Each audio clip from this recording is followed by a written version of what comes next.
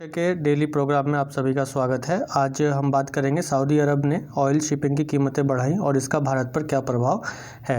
तो खबरों में जो बातें रही उसको लेकर बात करेंगे हम, और इसके साथ ही देखेंगे कि भारत की क्या स्थिति है और ओपेक प्लस समूह क्या होते हैं। तो खबरों में जो रहा कि why has Saudi Arabia raised oil shipping cost to Asia. तो ये हम देखेंगे कि केवल एशिया के लिए ही इन रेट को बढ़ाया गया है, शिपिंग प्राइस को बढ़ाया गया है, शिपिंग की जो कीमतें हैं उसको अभी बढ़ाया गया है। तो सऊदी अरब की राष्ट्रीय तेल कंपनी सऊद अरामको ने एशिया के लिए ऑयल शिपमेंट की कीमतों को बढ़ा दिया है और इस कारण प्रति बैरल जो है 20 से 50 सेंट की वृद्धि होगी, जिसकी वजह से भारत जैसे एशियाई आयातकों के लिए कुल लागत बेंचमार्क मूल्य से $1.8 तक की वृद्धि होने की संभावना बनी हुई है। लेकिन अगर यहीं पर देखा जाए तो उत्तर पश्चिमी यूरोपीय ग्राहकों के लिए सऊदी अरब ने अपनी शिपिंग की कोई कीमत में बढ़ोतरी नहीं की है, शिपिंग कीमतों को उसने सामान्य ही रखा है। लेकिन जो भारतीय या फिर कहा जाए जो एशियाई देश हैं उनके लिए ये रेट बढ़ा दिया है, शिपिंग का जो लागत है, जो चार्ज है उसको बढ़ा दिया है। तो यहाँ पर नेट शिपिंग की कीमतों में बढ़ोतरी के कारण क्या होगा कि जो डीजल या पेट्रोल है, कच्चे तेल है, उसके रेट में बढ़ोतरी होगी। और इसके साथ ही संयुक्त राज्य अमेरिका के लिए भी शिपिंग की कीमतों को सऊदी अरब ने उल्टा घटा दिया है, जबकि एशियाई देशों के लिए इसमें बढ़ोतरी कर दी है। तो इसका जो एक कारण होगा या इसकी जो एक कारण बताया जा रहा है उसका कारण ये है कि ओपेक प्लस देशों द्वारा मई से जुलाई के बीच जो है कच्चे तेल के उत्पादन को लगभग 2 मिलियन बैरल की वृद्धि का लक्ष्य रखा गया है, जिसके कारण इस शिपिंग रेट्स को बढ़ाया गया है। क्योंकि जैसे जैसे उत्पादन बढ़ता है वैसे वैसे क्या होता है कि मूल्यों में लगातार कमी होती जाती है। अगर देखा जाए तो आपूर्तिकर्ता जो देश हैं उन्होंने इसमें वृद्धि का जो लक्ष्य रखा है उसका कारण क्या है?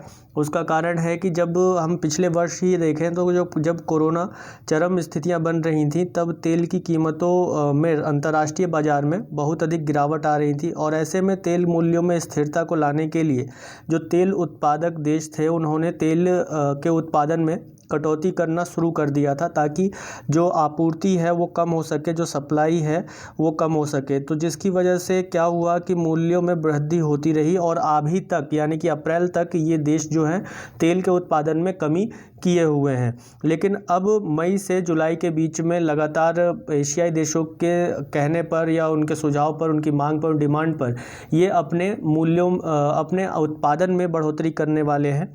लेकिन इसके बदले में उन्होंने क्या किया है कि जो शिपिंग चार्ज है उसको बढ़ा दिया है। अब शिपिंग चार्ज बढ़ने के कारण क्या होगा कि तेल के मूल्यों में जो बढ़ोतरी है वो हो जाएगी, यानी कि तेल के मूल्यों में बढ़ोतरी या कमी अगर देखा जाए तो उत्पादक देश जो है तेल के उत्पादन को बढ़ाकर या कम करके करते हैं। जैसे कि अगर उत्पादन को बढ़ाया जाएगा, यानी कि अगर उत्पादन बढ़ा दिया जाए, प्रोडक्शन बढ़ा दिया जाए, तो अंतर्राष्ट्रीय बाज़ार में आपूर्ति बढ़ जाएगी, जिससे तेल के मूल्यों में कमी हो सकती है। वहीं दूसरी स्थिति में यदि उत्पादन कम होने पर आपूर्ति कम होगी तो इसकी वजह से क्या होगा कि तेल के मूल्यों में वृद्धि दर्ज की जा सकती है। तो यहाँ पर अब क्या हो रहा है कि तेल के उत्पादन में वृद्धि की जा रही है। अब जब तेल के उत्पादन में वृद्धि होगी तो क्या होगा कि मूल्यों में गिरावट होगी। अब मूल्यों में गिरावट ना हो, इस वजह से सऊदी अरेबिया ने क्या किया है कि जो शिपिंग चार्ज है एशियाई देशों के लिए उसको बढ़ा दिया है। जब शिपिंग चार्ज एशियाई देशों के लिए बढ़ा दिया गया है तो इससे क्या होगा कि जब हम आयात करेंगे, भारत जैसे देश जो कि मुख्यतः 80% जिनका आयात जो ऊर्जा का आयात है, पेट्रोलियम आयात है या कच्चे तेल का जो आयात है वो सऊदी अरेबिया या गल्फ़ घाटी से होता है, या कहा जाए तो जो खाड़ी देश हैं उनसे होता है। तो यहाँ पर इसकी वजह से क्या होगा कि उत्पादन में वृद्धि होने के बाद भी, उत्पादन अधिक, सप्लाई अधिक होने के बाद भी मूल्य में कमी नहीं होगी बल्कि मूल्य में बढ़ोतरी होगी। और अभी भी हम देख रहे हैं कि भारत में इसकी वृद्धि जो है लगातार हो रखी है। तो तेल के मूल्यों में बढ़ोतरी या कमी को उत्पादक देश क्या करते हैं, तेल के उत्पादन को बढ़ाकर या कम करके नियंत्रित कर सकते हैं। लेकिन जब मई और जुलाई के बीच कच्चे तेल के उत्पादन को बढ़ाया जाएगा तो तेल की कीमतें कम हो सकती हैं। ऐसे में इन्होंने क्या किया है, इन्होंने शिपिंग चार्ज को, शिपिंग जो मूल्य हैं उनको बढ़ा दिया है। अब इस मूल्य को बढ़ाने के बाद ये केवल किन के लिए बढ़ाया है, और ये केवल एशियाई देशों के लिए बढ़ाया है। अतः जब शिपिंग चार्ज बढ़ जाएगा तो स्वतः ही एशियाई देशों के लिए तेल के मूल्य बढ़ जाएंगे और भारत जैसे देशों को उत्पादन बढ़ने से होने वाला लाभ नहीं हो पाएगा। यानी कि अगर उत्पादन बढ़ेगा तो क्या होता है कि मूल्य में कमी होती है, जो नहीं, उसका लाभ भारत को नहीं मिल पाएगा या जो दूसरे देश हैं उनको नहीं मिल पाएगा, खासतौर पर एशिया के देश। जबकि यूरोप और अमेरिका के लिए इन कीमतों में कोई बदलाव नहीं किया गया है, उनकी सामान्य स्थिति को ही बनाकर रखा गया है। तो ऐसा होने के पीछे एक कारण क्या है? ऐसा होने के पीछे एक कारण ये भी बताया जा रहा है कि भारत जो है लगातार तेल आपूर्ति के लिए वो अपनी विविधता को तलाश रहा है, यानी कि दूसरे जो विभिन्न स्रोत हैं उन पर जाने का प्रयास कर रहा है। यानी कि न केवल वो खाड़ी देशों पर निर्भर रहे, बल्कि दूसरे जो देश हैं या ओपेक जो देश हैं उन पर निर्भर ना रहकर गैर ओपेक देशों पर भी अपने स्रोत बना रहा है कि वहाँ से भी तेल का आयात किया जा सके। इसके अलावा भारत कच्चे तेल पर निर्भरता को लगातार कम करने का प्रयास भी कर रहा है।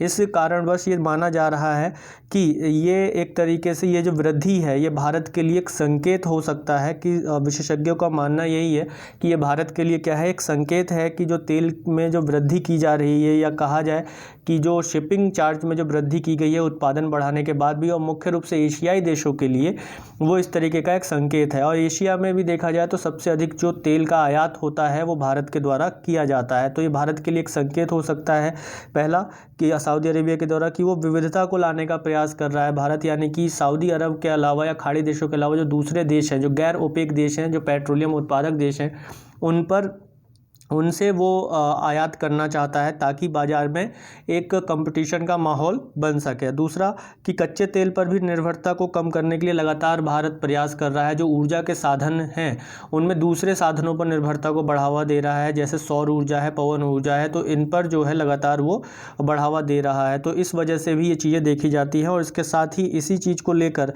मई में भारत की जो सरकारी ऑयल मार्केटिंग कंपनियां हैं उन्होंने सऊदी अरब से आयात को लेकर जो है कटौती के लिए तैयार बैठी हैं कि अब जो है हम सऊदी अरब से कच्चे तेल का आयात जो है वो कम करेंगे। इसी के साथ इस ग्राफ में अगर आप देखेंगे तो इससे आपको पता चल जाएगा कि कैसे नॉन ओपेक देशों के साथ भारत ने अपने तेल के व्यापार को बढ़ावा दिया है।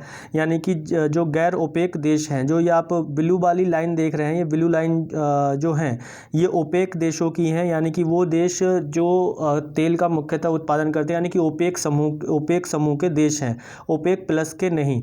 तो ओपेक समूह या ओपेक प्लस वाले जो हैं, ओपेक प्लस वाले वो देश हैं जो गैर ओपेक हैं, यानी कि जो ओपेक समूह के सदस्य नहीं हैं। तो जो रेड वाली पट्टी आप देख रहे हैं ग्राफ में, रेड वाली पट्टी जो है वो इस चीज़ को बताती है कि जो गैर ओपेक देश हैं उनके साथ भारत का जो आयात है वो लगातार बढ़ रहा है। अगर आप कंपैरिजन करें किसी डेट को लेकर, जैसे कि आप 2015-16 की अगर हम बात करें, 2015-16 में गैर ओपेक देशों के साथ आप देख पा रहे होंगे कि कम पैमाने पर हमने आयात किया है, और जो ओपेक देश हैं उनसे हमने आयात ज़्यादा किया है तेल का। लेकिन जैसे जैसे हम आगे बढ़ेंगे तो 2019-20 या 2020-21 की अगर आप बात करेंगे तो यहाँ पर रेशियो बढ़ चुका है, अनुपात बढ़ चुका है किसका, ओपेक देशों गैर ओपेक देशों से किसका, तेल के आयात का। इसी तरीके से अगर देखा जाए तो भारत कच्चे तेल की ज़रूरतों के लिए 80% से ज़्यादा आयात पर निर्भर करता है, और कच्चे तेल की कीमतों में लगातार बढ़ोतरी से भारत में पेट्रोल डीजल महंगा होगा, और इसकी वजह से भारत में लागत जनित मुद्रास्फीति में भी वृद्धि की संभावना बढ़ जाती है। तो इसी के साथ एक बात पर हम डिस्कस कर लेते हैं कि ओपेक प्लस समूह क्या है या ओपेक क्या है। तो ओपेक की फुल फॉर्म होती है organization of the petroleum exporting countries. Petroleum निर्यातक देशों का ये एक संगठन है। ओपेक क्या है, पेट्रोलियम निर्यातक देशों का एक संगठन है। ये वो देशों का ग्रुप है जो पेट्रोल का उत्पादन करते हैं बड़े पैमाने पर, और इसकी स्थापना 1960 में बगदाद कॉन्फ्रेंस में की गई थी। इसी के साथ ही देखा जाए तो इसके संस्थापक सदस्यों में ईरान, इराक, कुवैत, सऊदी अरब और वेनेजुएला हैं। तो किन देशों ने इसकी स्थापना की थी? इराक, ईरान, कुवैत, सऊदी अरब और वेनेजुएला। और आप सभी जानते हैं कि ये जो मुख्यतः इसमें जो देशों खाड़ी देश हैं, इराक, ईरान, कुवैत, सऊदी अरब और वेनेजुएला, जो कि दक्षिण अमेरिकी देश है, ये पेट्रोल के प्रमुख उत्पादक देश है या पेट्रोलियम के प्रमुख उत्पादक देश है। इनका जो उद्देश्य है वो उद्देश्य क्या था, ओपेक का उद्देश्य क्या है कि वैश्विक बाजार में तेल की कीमतें निर्धारित करने के लिए तेल की आपूर्ति को विनियमित करना, यानी कि जो तेल की कीमतें हैं वो कोई देश ऐसा ना करे कि ज़्यादा उत्पादन कर दे जिसकी वजह से तेल की कीमतें गिर जाएं और जो दूसरे देश हैं उनके यहाँ से व्यापार कम हो जाए, उसके यहाँ ज़्यादा हो जाए। तो एक तरीके से एक हेल्दी एनवायरनमेंट क्रिएट करने के लिए इसको बनाया गया था ताकि तेल की कीमतों का निर्धारण सही से किया जा सके और उत्पादन को विनियमित रेगुलेट किया जा सके, किस समय कितना उत्पादन करना है इस पर निर्धारित किया जाए। वहीं अगर ओपेक प्लस समूह की बात करें, यानी कि अगर हम प्लस जोड़ देते हैं तो प्लस में वो सभी देश आ जाते हैं, पेट्रोलियम उत्पादक देश, वे सभी देश आ जाते हैं जो ओपेक के सदस्य नहीं हैं, यानी कि इराक, ईरान, कुवैत, सऊदी अरब या वेनेजुएला के जो जिन लोगों ने ओपेक बनाया था उसके सदस्य नहीं हैं। हालांकि कुवैत जो है वो ओपेक का अब सदस्य नहीं है, वो कुवैत अब इससे बाहर निकल चुका है और स्वच्छ ऊर्जा की ओर बढ़ रहा है। तो ओपेक प्लस समूह